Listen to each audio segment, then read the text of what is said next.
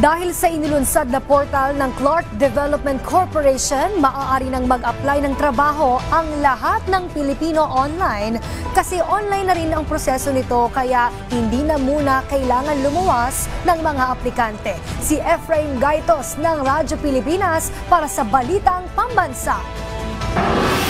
Bukod sa maraming bakante, mas pinadali pa ang proseso ng pag-apply ng trabaho sa Clark, Pampanga. Sa panayam ng Radyo Pilipinas, sinabi ni Clark Development Corporation President Agnes De Vanadera na bukas ito sa lahat ng Pilipino na naghahanap ng trabaho, kabilang na ang K-12 graduates. At dahil may online portal silang inilunsad, hindi na muna kailangang lumuwas ng mga aplikante para personal na mag-apply. Nais rin naming ibalita na kung gusto mong mag-apply, meron kaming from the comfort of your home, sabi nga namin, pwede kang hanapin mo ito sa pwede kang by internet.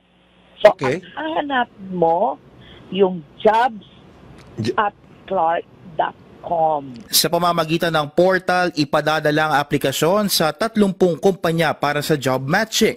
Ayon kay De Vanadera, posibleng maragdagan pa ang mahigit 2,200 bakanteng trabaho sa Clark dahil maraming hotel, restaurants at iba pang negosyo sa lugar.